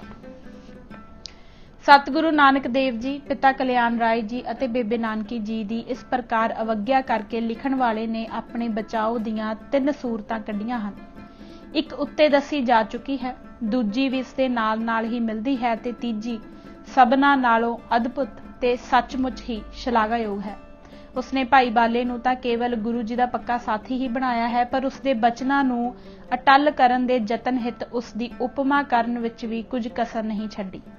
ਕਿਤੇ ਲਿਖਿਆ ਹੈ ਗੁਰੂ ਜੀ ਦਾ ਬਾਲੇ ਨਾਲ ਪਿਆਰ ਸੀ, ਕਿਤੇ ਗੁਰੂ ਜੀ ਆਖਦੇ ਹਨ ਭਾਈ ਬਾਲਾ ਤੇਰਾ ਕਹਿਆ ਮੇਥੋਂ ਫੇਰਿਆ ਨਹੀਂ ਜਾਂਦਾ। ਇੱਕ ਹੋਰ ਥਾਂ ਗੁਰੂ ਜੀ ਆਖਦੇ ਹਨ ਆਖ ਭਾਈ ਬਾਲਾ ਤੇਰਾ ਕਿਹਾ ਤਾਂ ਅਸੀਂ ਫੇਰਿਆ ਕਦੇ ਨਹੀਂ। ਕਿਤੇ ਲਿਖਿਆ ਹੈ ਤਾਂ ਬਾਲੇ ਉੱਠ ਕਰ ਹੱਥ ਜੋੜ ਕਹਿਣ ਲੱਗਾ ਗੁਰੂ ਜੀ ਇੱਕ ਮੇਰੀ ਅਰਦਾਸ ਹੈ, ਜੇ ਧਿਆਨ ਲਾਏ ਕੇ ਸੁਣੋ ਤਾਂ ਮੈਂ ਕਹਾਂ। ਤਾਂ ਗੁਰੂ ਨਾਨਕ ਜੀ ਕਹਿਆ ਭਾਈ ਬਾਲਾ ਅੱਜ ਮੈਂ ਨਿਹਾਲ ਹੋਇਆ ਹਾਂ, ਅੱਜ ਅਸਾਂ ਤੇ ਕਰਤਾਰ ਮਿਹਰਬਾਨ ਹੋਇਆ ਹੈ ਜੋ ਤੈਂ ਖੁੱਲ ਕਰ ਬਚਨ ਕੀਤਾ। ਅੰਤ ਵਿੱਚ ਜਾ ਕੇ ਲਿਖਣ ਵਾਲੇ ਭਾਈ ਬਾਲੇ ਨੂੰ ਅਸਮਾਨ ਉੱਤੇ ਚੜਾਉਣ ਦੇ ਯਤਨ ਵਿੱਚ ਤਾਂ ਹੱਦ ਹੀ ਮੁਕਾ ਦਿੱਤੀ ਅਰ ਲਿਖਦਾ ਹੈ ਕਿ ਗੁਰੂ ਅੰਗਦ ਜੀ ਕਹਿਆ ਭਾਈ ਬਾਲਾ ਮੈਂ ਤੈਨੂੰ ਗੁਰੂ ਨਾਨਕ ਜੀ ਕਰ ਜਾਣਦਾ ਹਾਂ। ਬਸ ਇਸ ਤੋਂ ਵੱਧ ਕੇ ਹੋਰ ਕਿਹੜੀ ਉੱਚੀ ਪਦਵੀ ਲੇਖਕ ਭਾਈ ਬਾਲੇ ਨੂੰ ਦੇ ਸਕਦਾ ਸੀ। ਉਸਨੇ ਆਪਣੇ ਜਾਣੇ ਭਾਈ ਬਾਲੇ ਨੂੰ ਗੁਰੂ ਜੀ ਦਾ ਪੱਕਾ ਸਾਥੀ ਅਤੇ ਐਡੀ ਉੱਚੀ ਪਦਵੀ ਵਾਲਾ ਦੱਸ ਕੇ ਆਪਣੇ ਲੇਖ ਨੂੰ ਅਜਿਹਾ ਬਣਾ ਲਿਆ ਹੈ ਕਿ ਕੋਈ ਰਤਾ ਵੀ ਚੂੰ ਚਾਂ ਨਾ ਕਰ ਸਕੇ, ਪਰ ਝੂਠੇ ਦਾ ਦਿਲ ਸਦਾ ਹੀ ਕੰਬਦਾ ਹੈ ਅਤੇ ਸੋ ਬਿਦ ਕੀਤਿਆਂ ਵੀ ਧੀਰਜ ਨਹੀਂ ਧਰਦਾ। ਇਸ ਲਈ ਲਿਖਣ ਵਾਲੇ ਨੇ ਆਪਣਾ ਪਾਜ ਢਕਣ ਲਈ ਇੱਕ ਹੋਰ ਚਾਲ ਖੇਡੀ ਹੈ। ਸਿਰਧਾਰ ਪਰਬਤ ਦੀ ਸਾਖੀ ਵਿੱਚ ਲਿਖਦਾ ਹੈ ਬਚਨ ਸਤਿਗੁਰੂ ਜੀ ਭਾਈ ਬਾਲਾ ਇਹ ਮਰਦਾਨਾ ਜੋ ਅਸਾਂ ਤੋਂ ਪੁੱਛਦਾ ਹੈ ਅਸੀਂ ਦੱਸਦੇ ਆਹੇ, ਇਹ ਪਿੱਛੇ ਸਾਡੇ ਸਾਖੀਆਂ ਹੋਵਣਗੀਆਂ, ਜੋ ਪਿੱਛੇ ਗੁਰਮੁਖ ਹੋਵਣਗੇ ਸੋ ਵਿਚਾਰਨਗੇ। ਇੱਕ ਹੋਰ ਥਾਂ ਗੁਰੂ ਅੰਗਦ ਜੀ ਆਖਦੇ ਹਨ ਭਾਈ ਬਾਲਾ ਜੋ ਇਹ ਵਾਰਤਾ ਸੁਣੇਗਾ ਸੁਣ ਕਰ ਸਤ ਬਚਨ ਕਹੇਗਾ, ਤਿਸ ਦੇ ਔਗਣ ਪਾਪ ਜਿਤਨੇ ਕੀਤੇ ਹੋਸਨ, ਤਿਤਨੇ ਸਤ ਕਹਿਣ ਨਾਲ ਸਭੇ ਧੋਤੇ ਜਾਸਨ, ਸੋ ਹਿਰਦੇ ਸਤ ਪ੍ਰਤੀਤ ਨਾਲ ਆਖਸਨ। ਸੋ ਸਿੱਖ ਇਸ ਬਚਨ ਨੂੰ ਸਤ ਕਰ ਜਾਣੇਗਾ, ਖੁੱਲੇ ਦਰਵਾਜ਼ੇ ਦਰਗਾਹ ਵਿੱਚ ਜਾਵੇਗਾ, ਸਤ ਪ੍ਰਤੀਤ ਕਰ ਜਾਣੇ। ਇਹਨਾਂ ਲੇਖਾਂ ਨੂੰ ਪੜ੍ਹ ਕੇ ਇੱਕ ਥੋੜੀ ਜਿਹੀ ਵਾਕਫੀਅਤ ਵਾਲਾ ਆਦਮੀ ਵੀ ਆਖ ਸਕਦਾ ਹੈ ਕਿ ਇਹ ਗੱਲ ਗੁਰ ਆਸ਼ੇ ਦੀ ਸਮੂਲਚੀ ਹੀ ਵਿਰੁੱਧ ਹੈ ਕਿ ਇੱਕ ਆਦਮੀ ਅਵਲ ਦਰਜੇ ਦਾ ਪਾਪੀ ਹੋਵੇ ਔਰ ਇਹ ਆਖਣ ਨਾਲ ਕਿ ਮੈਂ ਇਹਨਾਂ ਸਾਖੀਆਂ ਨੂੰ ਸੱਤ ਕਰ ਜਾਣਦਾ ਹਾਂ ਉਹ ਖੁੱਲੇ ਦਰਵਾਜ਼ੇ ਦਰਗਾਹ ਵਿੱਚ ਜਾਵੇਗਾ। ਕੀ ਕੋਈ ਸਿੱਖ ਇਹਦਾ ਮੰਨ ਸਕਦਾ ਹੈ ਕਿ ਇਹ ਕਥਨ ਸ੍ਰੀ ਗੁਰੂ ਅੰਗਦ ਜੀ ਦਾ ਹੈ? ਸਾਫ਼ ਦੱਸਦਾ ਹੈ ਕਿ ਕਿਸੇ ਹੋਰ ਆਦਮੀ ਨੇ ਆਪਣੀਆਂ ਮਨਘੜਤ ਸਾਖੀਆਂ ਨੂੰ ਤੋੜਨ ਵਾਸਤੇ ਇਹ ਮੋਹਰ ਆਪਣੇ ਪੱਲਿਓਂ ਲਾਈ ਹੈ नहीं इस विच तां कुछ शक ही नहीं कि पहली पातशाही तो लैके 10वीं पातशाही जी तक 10 गुरु साहिबान दा आशा अखर अखर मिलता है, किसी गल दा भी आपो विच फर्क नहीं। पर इस तरह का कथन गुरु ग्रंथ साहिब जी के आशे दे जिथे तक कि मैं उसनूं समझ सकिया हाँ मूलों ही विरुद्ध है कि एक आदमी किसी खास जन्म साखी नूं सत आखण करके तुर जाएगा। इस तो साफ सिद्ध है कि यह जन्म साखी गुरु अंगद देव जी के सामने नहीं लिखी गई। कई सज्जन कहते हैं कि यह मिलावटां जंडियाले वाले निरंजनिया ने मिला दित्तियां हन, पर वेखना यह है कि निरंजनीए ऐसा काम कर सकते भी सन। यह मन्नी परमन्नी गल है कि जन्म साखी गुरु अंगद जी ने लिखवाई, उपरंत श्री गुरु जी के ज्योति जोत समाउण मगरों ओह जां तां गुरु जी की संतान पास रही जां श्री गुरु अमरदास जी गोइंदवाल लै गए। सो जेकर खडूर साहिब रही मन्नीए तां किसी तरह भी निरंजनिया नूं नहीं मिल सकती सी, क्योंकि त्रेहण साहिबजादे गुरगद्दी नूं हत्थों गवा के गुरु जी की इक्को एक निशानी कदे दूजे दे हत्थ सौंप सकते सन। नाल ही यह गल है कि बाबा हंधाल जी ने जद सेवा इन्हां साहिबजादियां दी कीती ही नहीं तद ओह किस तरह जन्म साखी लै सकते सन। जेकर जन्म साखी गोइंदवाल आ गई मान लईए तद भी निरंजनिया दे हत्थ आउणी कठिन जापदी है, क्योंकि भले साहिबजादे ऐसे कच्चे नहीं सन कि गुरु जी की यह यादगार किसी होर नूं दे दिंदे। गुरु अर्जन देव जी ने किन्हां मुश्किलां नाल सैंचियां जाके लिआंदियां सन, पर उदों भी उन्हां देण लग्गियां यह इकरार करवा लिया जद गुरु अर्जन देव जी नाल यह सलूक सी तद निरंजनिया दी की पाया सी कि साहिबजादियां पासों जन्म साखी लै सकदे। पर साडी हैरानी होर भी वध जांदी है जद असीं देखदे हां कि निरंजनीए सिखां दी शाख ही नहीं हन, बल्कि एक अड ही फिरका है। सिख इतिहासां विच लिखिया है कि बाबा हंधाल जी सतगुरु अमरदास जी के लंगर की सेवा करते हुंदे सन, जिस सेवा तो प्रसन्न होकर गुरु अमरदास जी ने बाबा हंधाल जी नूं एक मंजी दित्ती सी। हालांकि यह मूलों ही असत है, क्योंकि बाबा हंधाल जी का जन्म विसाख पूर्णमाशी संमत 1630 नूं होया है। सो पाठक विचार लैण कि वह तीजी पातशाही जी के लंगर की सेवा किस तरह कर सकते सन। यह जरूर है कि निरंजनिया दीयां रस्मां पुरातन सिखां वालियां ही हन। वह किरियाक्रम नहीं कराउंदे, किसी दे मरण वेले शौक की थां कड़ाह प्रसाद करते हैं, सूतक पातक मड़ी मसान नूं नहीं मानते, श्री गुरु ग्रंथ साहिब जी नूं सिखां वांग ही मानते हैं। पर इन्हां गल्लां जो सज्जन इन्हां दा इतिहास चंगी तरह पढ़ेगा उसनूं जरूर ही मनना पवेगा कि यह एक अड ही फिरका है जिसका सिੱਖੀ नाल कोई संबंध नहीं। हैरानी है कि जद वह साडी शाख ही नहीं, ना भल्ले अते ना त्रेहण साहिबजादियां दी उन्हां सेवा ही कीती है, तद किस तरह संभव हो सकता है कि गुरु अंगद जी की लिखाई हुई जन्म साखी वर्गी अमोलक पुस्तक निरंजनिया दे हत्थ आ जाती। अगे चल के यह सिद्ध किया जाएगा कि यह जन्म साखी लिखवाई हुई ही निरंजनिया दी है ते इस दे लिखवाउण विच गुरु अंगद जी का कोई हथ नहीं। हाल दी घड़ी यह मान लिया जाता है कि भाई बाले ने यह साखियां गुरु अंगद जी नूं सुनाईयां अते पैड़ा मौखा नालों नाल लिखदा गया। इस हालत विच यह मनना पवेगा कि यह जन्म साखी अखरों अखर सच है अते भुल दा इस विच परछावां भी नहीं। पर जिस वेले ना साखियां नूं दलीलां दी कसवट्टी उत्ते लाया जाता है तां भुल्लां ही भुल्लां इस विच लभदियां हन। पाठकां दे सुखाल वास्ते अपनी विचार नूं असीं 10 हिस्सिਆਂ विच वंडदे हां। पहला असंभव गल्लां, दूजा अयोग गल्लां, तीजा गुर आशे विरुद्ध गल्लां, चौथा शब्द विद्या संबंधी, पंजवां गुर शब्द संबंधी, छेवां परस्पर विरोधी गल्लां, सतवां भूगोल संबंधी, अठवां ज्योतिष संबंधी, नौवां गुरुद्वारियां संबंधी अते 10वां इतिहास संबंधी। भावें इन्हां वंडां पर जद इन्हां नूं विस्तार पूरा पता नहीं लग जाएगा तद आशा है कि पूरी समझ आ जाएगी। सो अज असी इस किताब का पहला भाग पन्ना नंबर 28 तक ही पढ़ांगे। धन्नवाद जी। वाहिगुरू जी का खालसा, वाहिगुरू जी की फतेह।